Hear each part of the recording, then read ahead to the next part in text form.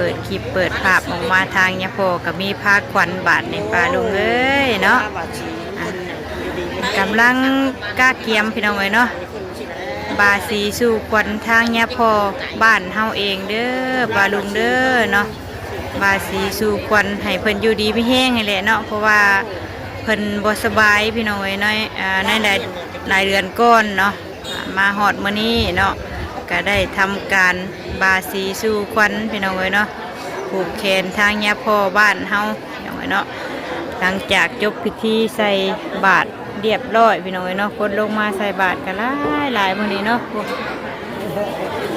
ก็เลยถือโอกาสผูกแขนสู่ขวัญทางยาพ่อเลยพี่น้องเอ้ยเนาะผูกแขนอยู่ดีไม่แห้งนี่แหละพี่น้องเอ้ย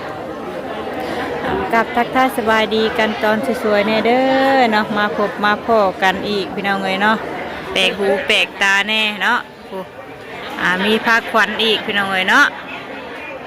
ผ้าขวัญตั้งทะเลอยู่ป่าลุงเอ้ยเนาะทางยาพ่อผูกแขนให้ยาพ่อเนาะมื้อนี้ก็เป็นมื้อวันศีลเพ็งพี่น้องเอ้ยเนาะเดือน3เพ็งเนาะ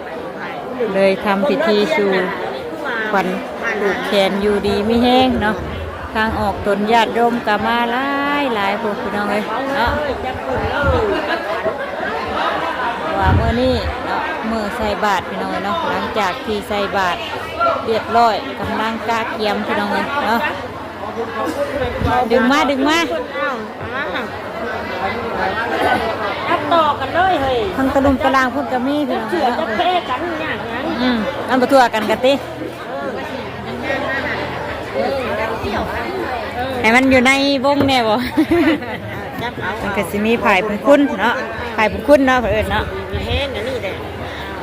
หน้าแบบสีน้ำตาลแล้วพอเอาไปจับเชือกต่อกันฟ้าถึงเนี่ย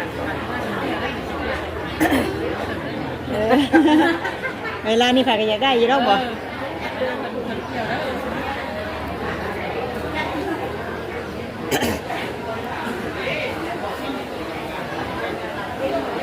ตั้งถ่ายทางน้าพ่อกับคนหายเนี่ยองชุ่มจัวนั่นก็มีคู่นั่นก็คู่กับเขาแหละเฮ้ยไก่เนี่ยต้มคืนอยู่ก็มีระดมเงินนำชาวบ้านชาวเมืองเฮาเด้เนาะพี่น้องเอ้ยเนาะเก็บเงินกันเนาะคนเฮือนละ5,000กีบพี่น้องเอ้ยเนาะเพื่อมาทำพิธีสู่ขวัญให้ทางวัดบ้านเฮาเนาะเนี่ยพอวัดบ้านเฮาเองพี่น้องเอ้ยเนาะเพิ่นบ่สบายในหลายเดือนก่อนเนาะตกมาเดือน3เนาะก็เลยได้ซื้อไก่พี่น้องเอ้ยเนาะซื้อไก่มาแน่เนาะมาเฮ็ดผูกแขนเนาะสู่ขวัญจากที่เราทำลายอาชีพที่มาสู่ครั้งจากมือใส่บาไปสายมือข้าขันข้าเนื้อตัวหมอตัวตัวเราใส่ขันตัวอินตัวเตาหนึ่งมันชอท่านชาท่านนี้เรื่องหลักเนื้อว่าเราขุ่นเป็นเพื่อนเราเราเจอเมื่อเราเอาเกิดใจย่อมชาตินอกมันโตตรงนอกตรงนี้โดยสายจมูกใจคนจุดคนตรวจตัวคนจุดโตในจุดไม่ใจตรงนั้นแต่แค่คนมาอยู่ตรงนี้จะปลดลูกค้าเขาไม่พูดมากนะแต่เป็นคนเชื่อเรื่องไหนด่าอะไรได้ข้ากันไปเลยที่เลยพูดเล่าต่อกันไปเลยนะขณะเดียวกันโดยเองภาษาคืออันนั้นเข้าใจอาจจะไม่ได้เป็นน้ำท่ามาดูนะ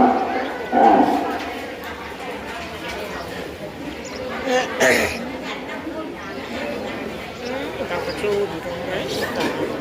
ไม่กัน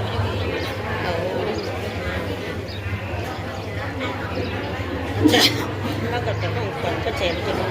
ลุกชูตาหอดบั่นมานะหอดบั่นป่วยกับป่วยจะเตี้ย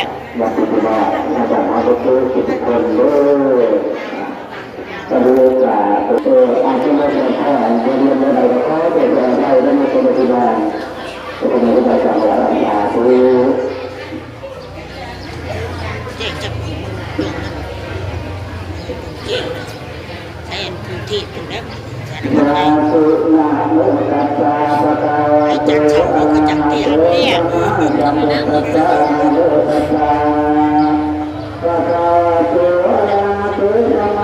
พุทธัสสะนะโมตัสสะภะคะวะโตอะระ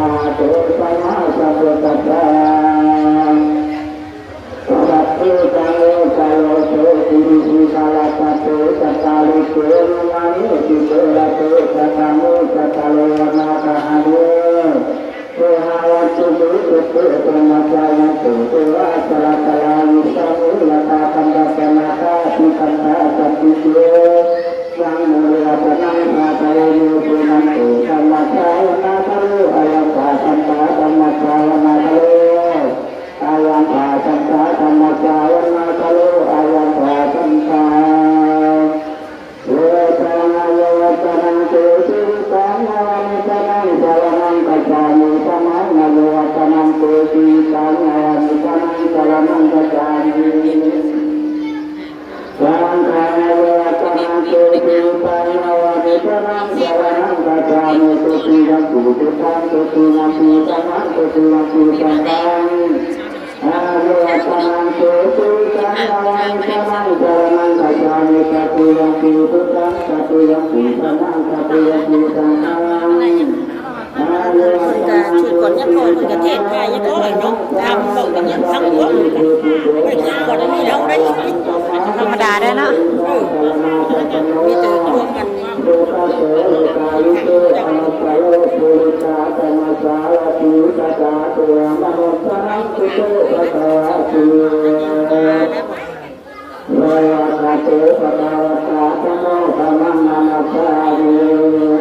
โยคาติปันโนภะคะวะโตสาวกสังฆังสังฆังนามามิ จะได้จำเตี้ยที่ปังแต่เราจะชิมชี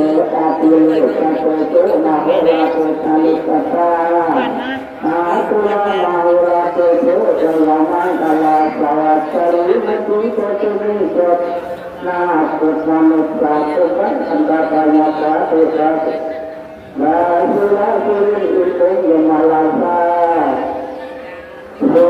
สัตตะจุมาตะละอุตตมะโยอุตตมะโสอุตตมะนิสิอุตตมะนาทิโอสมาธิทุระจินตะจักรมสัยยันตังนาวันตัตโตตังตังโลกะโลอาทิตโตตันตะโลตัสสะตุมหาสันติปะไตตุโกโอสมะปะนังวิริยตุอามุตตะโสปิตุโยปะภะละปะนะสังฆาจังไรทังกัมมาโตนะธัมมาข้าพเจ้าเอ๋ยเจ้าชายผู้ทรงเกิดเกิดมันไม่ทราบที่เกิดก็หักเกิดยาละเดือนสาธุเอ๋ยทรงพาทั้งหลายหักเป็นใจใจสุขนิสนาตาอุปจักจะดีสุนาปิตานให้เป็นต้นผู้เกิดตาวัฒนาโตจักอันเป็นเมืองนั่งพระตาลายจนว่าวิเศษเกิดอัจฉริยะหลุมพลังถือเป็นอันเกิดในจงถือตาลังเกินจงการตุกตุยให้คุณมีเรื่องขึ้นในลิบุตรและยุทธานเมื่อสุภาพนาท่องก็จะจะตายให้เจ้าจะรักษาต่อตาเถิดโอ้สุภาพจะอันตนแสนเป็นฐานะเลื่อนมาคุณเดินมาเฉลายคุณใจไหนสุขาโต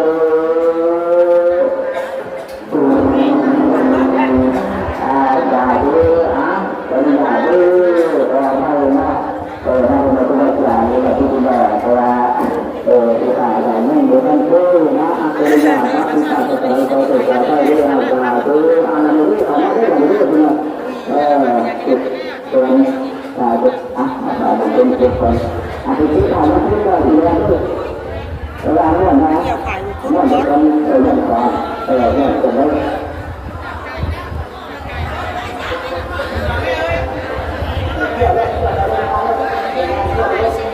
เอาว่าคนจัดได้เปรียบให้คิดทุก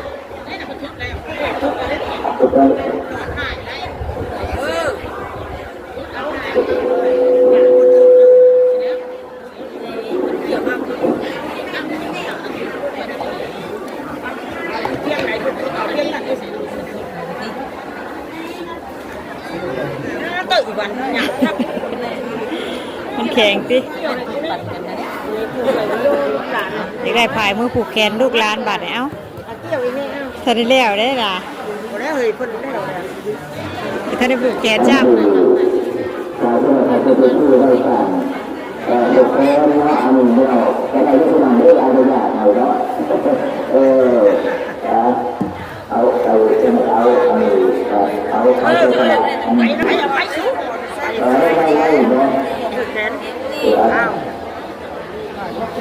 เอ้าสารวัตรเมียสารวัตรใหญ่บอกเนาะว่าเอาเด้อแขนทุดเอาเด้อไปใส่ทุดเอาไผ่ขอบุญขอคุณเพิ่นแหละไผ่บังที่ไทยไม่ทำงานเลย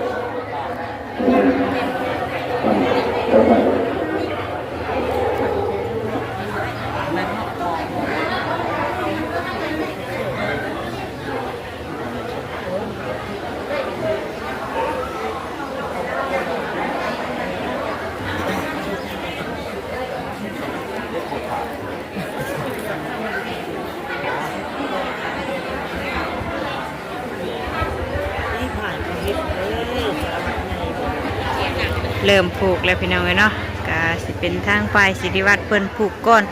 นะพวกผู้ใหญ่เพิ่นพี่น้องเลย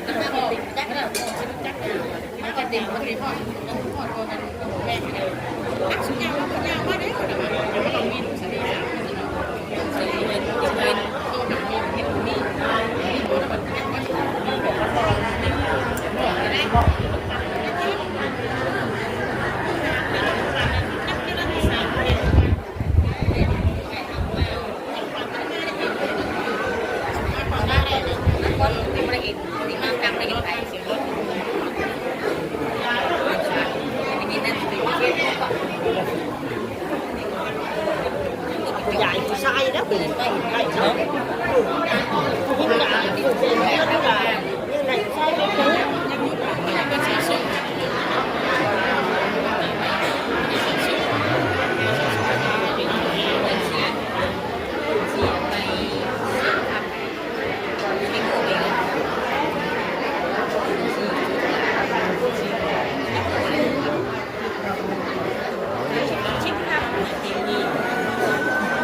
แขนมาเลยไอ้ชุดผู้ชายแล้วกันคนไปถูกไอ้ผู้ชายก็บอกมีเอ้าคนถูกไล่ไอ้ผู้ชายเอ้าเพิ่นบ่อนุญาตนะครับผูกบ่จ้ะช่องซีเมนต์อนุญาตได้แท้เนาะได้แล้วมามีบ่ไผ่เพิ่นกับเพิ่นสุดเพิ่นจะล่าให้เลยเนาะคือการกับมือชงพานเลยเนาะจะละแล้ว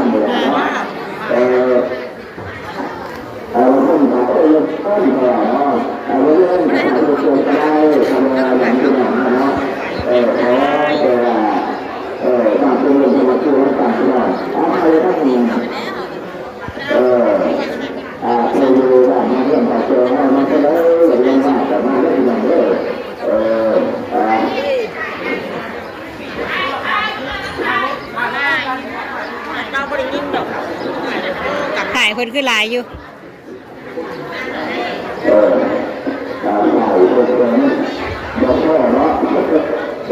เอ้าถ่ายก็กินนี่แล้ว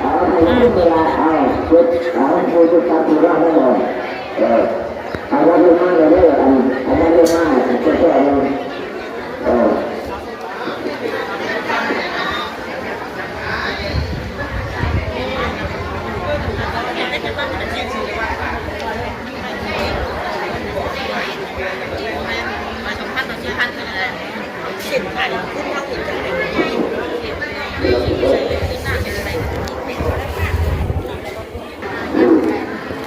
ลุงเลย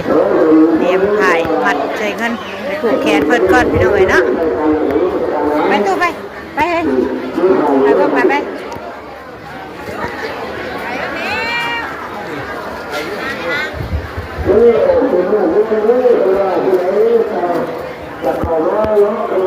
เขาไปผูกแขนเพิ่นก่อนพี่น้องเอ้ยเนาะ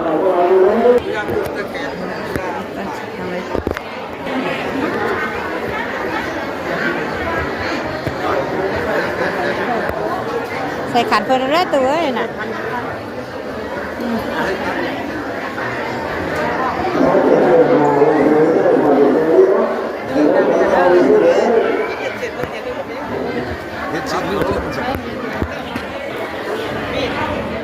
เนาะมาหอดเขาผูกแขนเพิ่นก้อนพี่น้องเอ้ยบัดนี้เนาะ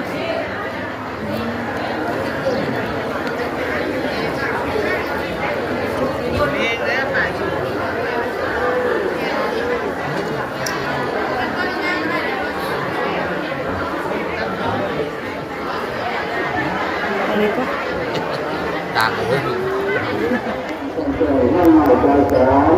ก็เลยเป็นตัวตามที่จะนั่งจังหวะจะจำขึ้นกระเสือก็จะได้ดับเพื่อข้าส่วนข้าไหลเรือ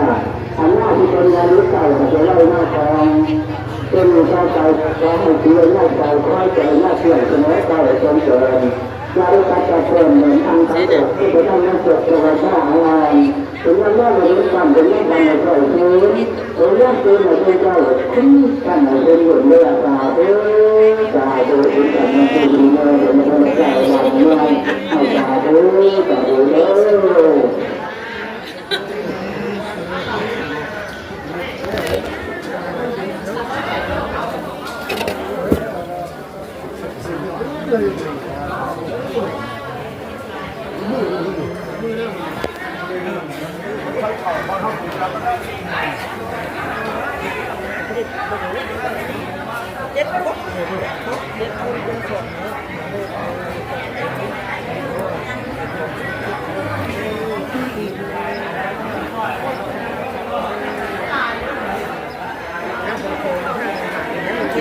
เอาคนว่านั่นเลยทางนั้นถึงว่าเชิญเลยกันยังแต่มันคอยออกให้เราคนเห็ดน่ะได้มาแห้งแล้ว เริ่มบางแล้วพี่น้องเอ้ยเนาะเพราะว่าผู้บางคนเพิ่นก็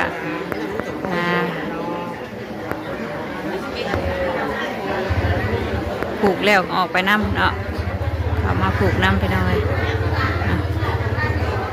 อันนี้ก็คือข้าวต้มขนมใส่บาตรพี่น้องเอ้ยเนาะเพิ่นใส่กระสอบไว้แบบนี้เลยเนาะเพราะว่า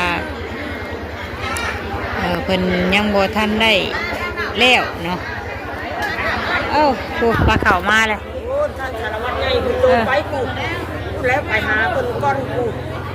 หาเจ้าภาพเพิ่นบ่ได้ติ สารวัตรใหญ่คุณ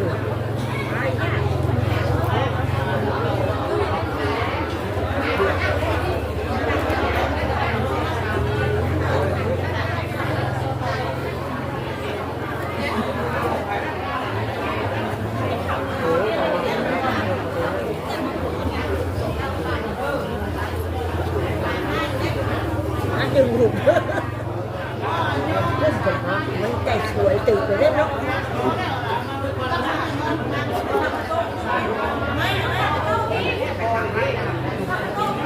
เอ้าว่าให้คนนั่นก่อน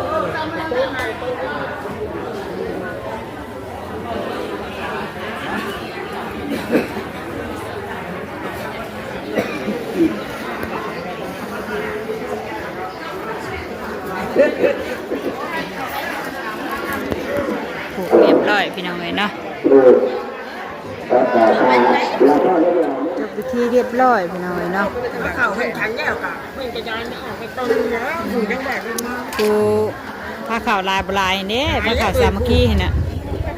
ขาวสามัคคีก็จะเมื่อกูเมื่อกับเมื่อเนาะกูเลยกินข้าวจังนี้กันพี่น้องเลยเนาะงานผูกแขนบาสีสู่ควันทางเนี่ยพ่อพี่น้องเลยเนาะก็คือว่าเรียบร้อยแล้วเนาะจบพิธีเฮ็ดในมือเฮงพี่น้องเลยเนาะเฮ็ดใส่บาตรหยัดน้ำเรียบร้อย